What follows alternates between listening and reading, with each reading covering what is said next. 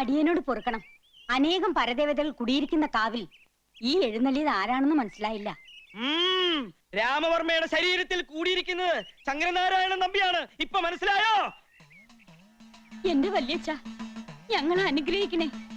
എന്താണോ ഈ വരവിന്റെ ഉദ്ദേശം? എന്റെ കുഞ്ഞുകുട്ടി പരാധീനങ്ങളെ എനിക്ക് കാണണമെന്ന് തോന്നി. ഉണ്ണികൾക്കെല്ലാം സുഖമാണോ എന്ന് അന്വേഷിക്കണമെന്ന് തോന്നി. ഇനി ആർക്കെങ്കിലും എന്തെങ്കിലും സംശയങ്ങൾ ഉണ്ടെങ്കിൽ ചോദിക്കാം. ഈ കോലോത്തിന്റെ ശാപം തീരാതെ തുടരുകയാണ്. വല്യച്ഛനെ അറിയാലോ, ബ്രഹ്മചര്യം തെറ്റിച്ചതിന്റെ പേരിൽ ഏറ്റവും അവസാനം മരണപ്പെട്ട പപ്പുത്തമ്പിയുടെയും കുമാരൻ തമ്പിയുടെയും കാര്യം എല്ലാം നമുക്കറിയാം. കർമ്മഫലമാണ്. ഉഗ്രരൂപിണിയായ ചുടലയക്ഷിയിൽ നിന്നും രക്ഷപ്പെടാൻ കടുത്ത ബ്രഹ്മചര്യവും മുറ തെറ്റിക്കാത്ത പൂജയും ശക്തനായ മന്ത്രവാദി മേപ്പാടന്റെ സ്തംഭന കർമ്മവും മാത്രമാണ് പ്രതിവിധി. പക്ഷേ ഇവിടെ അനുഷ്ഠാനങ്ങൾ തെറ്റിക്കാൻ പലരും ശ്രമിക്കുന്നുണ്ട്. മുറകൾക്കൊന്നും ഇതുവരെ ഒരു തെറ്റും വരുത്തിയിട്ടില്ല. മുറകൾ തെറ്റിച്ചത് ആരാണെന്ന് അങ്ങ് പറഞ്ഞാൽ അടിയൻ തക്ക ശിക്ഷ കൊടുത്ത് തെറ്റ് തിരുത്തിക്കോളാം. പറയാം. എവിടെ കൃഷ്ണൻ? കൈ കഴിക്കണം, ഒഴിച്ചേറിയ അതാ സൗകര്യം. കൃഷ്ണേട്ടാ, അത് ശരി, ഇവിടെ കള്ളുകൂടിയായിരുന്നല്ലേ? ഞാനിന്ന് പറഞ്ഞു കൊടുക്കാം. ഞാൻ കള്ളുടിക്കേ, ഇന്ന് മദ്യ നോയമ്പല്ലേ, അതിന്റെ വഴിപാടായി കഴിച്ചതാ. മദ്യ നോയമ്പോ? ആ, ഏകാദശി നോയമ്പ്, അമാവാസി നോയമ്പ് എന്നൊക്കെ കേട്ടിട്ടില്ലേ? അതേപോലെ മദ്യ നോയമ്പ്. ഇന്ന് മദ്യം കഴിച്ചാ പിതൃക്കൾക്ക് മദ്യശാന്തി കിട്ടുവേ. എന്ത് നോയമ്പായാലും ശരി, ദേ കാവിൽ അമ്മാന്റെ ദേഹത്ത് വെളിച്ചം കയറിയിരിക്കണോ? ചേട്ടനെ അന്വേഷിച്ചു. ഈശ്വര, ചതിച്ചോ? ദേ മുത്തശ്ശിയോടൊന്നും പറഞ്ഞേക്കല്ലോട്ടോ. എനിക്ക് പ്രീ ഡിഗ്രിക്ക് ക്ലാസ് ഉണ്ടാവോ വല്യമ്മാവ? വല്യമ്മാവനല്ല, വല്യച്ഛൻ. നല്ല മാർക്കുണ്ടെങ്കിൽ പിന്നെ മെഡിസിൻ സീറ്റ് കാശ് കൊടുത്ത് ബുക്ക് ചെയ്യണ്ടല്ലോ കരുതിയ. ഇവക്ക് നല്ല മാർക്കുണ്ടാവോ വല്യച്ഛ? ഉണ്ടാവില്ല എന്ന് മാത്രല്ല, തോൽക്കുകയും ചെയ്യും. ഇനി എല്ലാവരും ഒന്ന് അനുഗ്രഹം വാങ്ങിക്ക.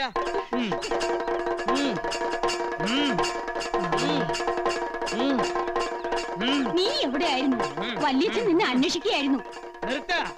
അനുഗ്രഹം വാങ്ങിക്കുക. എന്താ അകന്ന് നിൽക്കണേ? അടുത്ത് വരിക. വല്യച്ഛന് പോകാൻ സമയമില്ലേ? ഇനി അടുത്ത ആഴ്ച വരുമ്പോ അനുഗ്രഹം മേടിക്കാം. കുഞ്ഞിക്കാവിനോട് ഞാൻ പറഞ്ഞില്ലേ ഇവിടെ ചിലത് അനുഷ്ഠാനങ്ങൾ തെറ്റിക്കുന്നുവെന്ന്. ഇയാളെ കുറിച്ച് നമുക്ക് ചിലത് പറയാനുണ്ട്. ഇങ്ങോട്ട് മാറിക്ക. നമ്മുടെ ജ്ഞാനദൃഷ്ടിയിൽ ചിലത് വെളിപ്പെട്ട് കഴിഞ്ഞു. അത് കേട്ട് നിങ്ങൾ ആരും ഞെട്ടരുത്. ആരോടൊന്ന് മനസ്സിലായോ? കാലിന്റെ മുടന്ത് കണ്ടില്ലേ? ഇത് ചെറിയച്ഛനാ. എന്റെ ഭദ്രകാളി, ചെറിയച്ഛൻ വല്ലാതെ കോപിച്ചിരിക്കുകയാണല്ലോ. ഇപ്പൊ ഞങ്ങൾ എന്താണാവോ ചെയ്യേണ്ടത്? ജീവിച്ചിരിക്കുമ്പോൾ തന്നെ ഈ വല്യച്ഛൻ എന്റെ ശത്രുവായിരുന്നു. ഇപ്പൊ എന്റെ ആത്മാവ് കുടിയിരിക്കുന്ന എന്റെ കൃഷ്ണനെ തള്ളി പറഞ്ഞാൽ ഞാൻ സഹിക്കില്ല. ഈ വല്യച്ഛൻ ചെറിയച്ഛനോട് മരിച്ചതിന് ശേഷവും പക തീർക്കുകയാണ്. എന്നോട് കളിച്ചാൽ എല്ലാത്തിനെയും ഞാൻ സംഹരിക്കും. ഈ വല്യച്ഛൻ ആരാ സംഹരിക്കാൻ പറഞ്ഞേ? മുത്തശ്ശി, ഞാൻ എവിടെയാണ്? ഓർമ്മയില്ലാതെ എന്തൊക്കെ എന്റെ ദേഹത്ത് എന്തോ കൂടിയ പോലെ. അമ്മ അല്ല, വലിയ പൊറുക്കണേ. തൽക്കാലം ഞാൻ നിന്നെ വിട്ടിരിക്കണു. കരിക്കൊണ്ടുവരിക. എനിക്ക് പോകാൻ സമയമായി.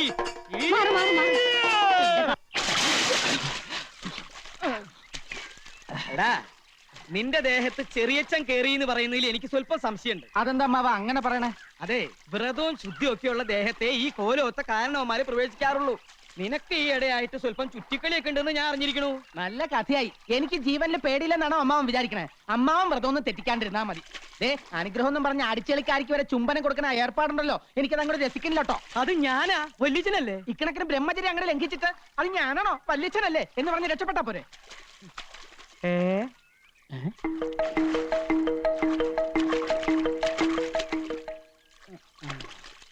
കണ്ടോ, സ്ത്രീകളെ കാണുമ്പോൾ ഈ നോട്ടം തന്നെ ശരിയല്ല. ഞാൻ ആരാണെന്ന് നോക്കിയതാ. അത് ഞാൻ നോക്കി പറഞ്ഞു തരാലോ. നമ്മുടെ അടിച്ചെളിക്കാരി മീനാക്ഷിയാ.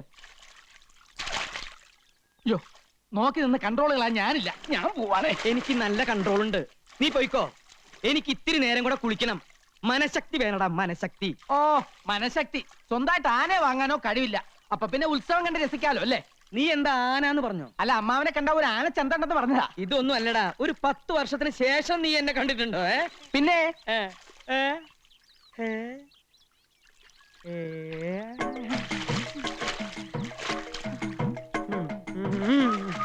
മനഃശക്തി തരണേ.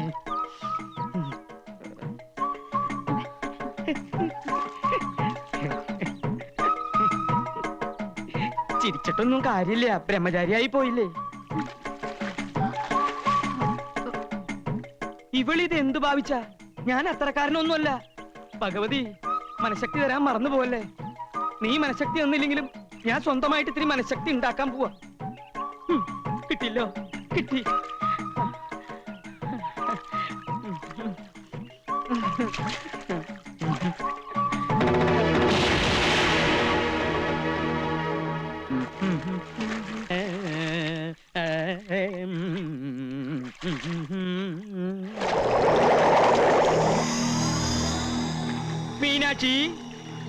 മീനാക്ഷി,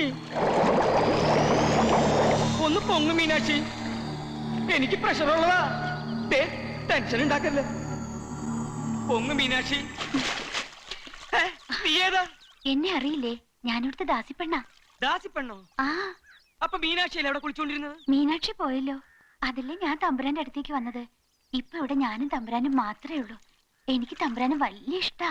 നിന്നെ കണ്ട ഒരു ദാസിപ്പെണ്ണാണെന്ന് പറയില്ല. മംഗല്യ സൗഭാഗ്യം ഉണ്ടായിരുന്നെങ്കിൽ നിന്നെ ഞാൻ തമ്പുരാട്ടിയാക്കിയാലേ. എങ്കിൽ അതെന്റെ ഭാഗ്യ. ദേ, സന്ധ്യാസമയത്ത് ഇങ്ങനെ ഒറ്റയ്ക്കൊന്നും ഇറങ്ങി നടക്കരുത്. ഇവിടെ സർവത്ര കുഴപ്പങ്ങളാ. എനിക്ക് പേടിയൊന്നുമില്ല. പേടിക്കണം. ദുരാത്മാക്കള് പലതും അലഞ്ഞു നടക്കണ സ്ഥലാ ഇത്. മരണത്തെ പേടിച്ചേ പറ്റൂ. മരണത്തെ എനിക്ക് പേടിയില്ലല്ലോ. അതെന്താ? ഒത്തിരി വർഷങ്ങൾക്ക് മുൻപ് ഞാനൊന്ന് മരിച്ചതാ. എന്താ പറഞ്ഞേ? തമ്പുരാൻ എന്ന് കുഞ്ഞാ, ഓർമ്മ കാണില്ല.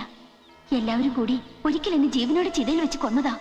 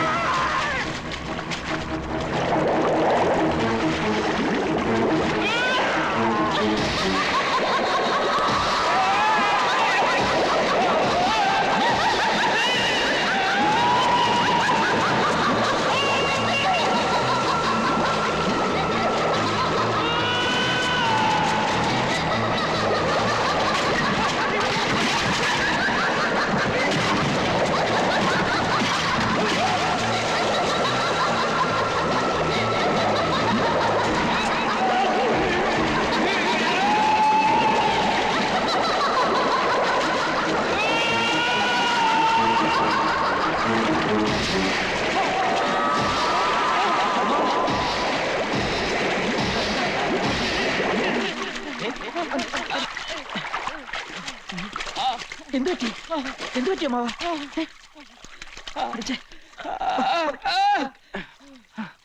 എന്താ എന്താ ഇവിടെ ഒരു ബഹളം? എന്തു പറ്റി എന്റെ രാമന്? അയ്യോ കൃഷ്ണ, എന്താ പറ്റിയേ? എനിക്കൊന്നും അറിയില്ല മുത്തശ്ശി. ഞാൻ കുളി കഴിഞ്ഞ് നേരത്തെ പോയി. പക്ഷെ അമ്മാവൻ കുളിക്കുമ്പോ തൊട്ടപ്പുറത്ത് നിന്ന് ദാസി പെണ്ണുങ്ങൾ കുളിക്കുന്നുണ്ടായിരുന്നു. ഇനി ദുർബല നിമിഷത്തിലെ ബ്രഹ്മചര്യം വല്ലതും. ചതിച്ചോ ഭഗവതി? പണിക്കരെ, ഉടനെ മേപ്പാടുന്ന വരുത്തുക.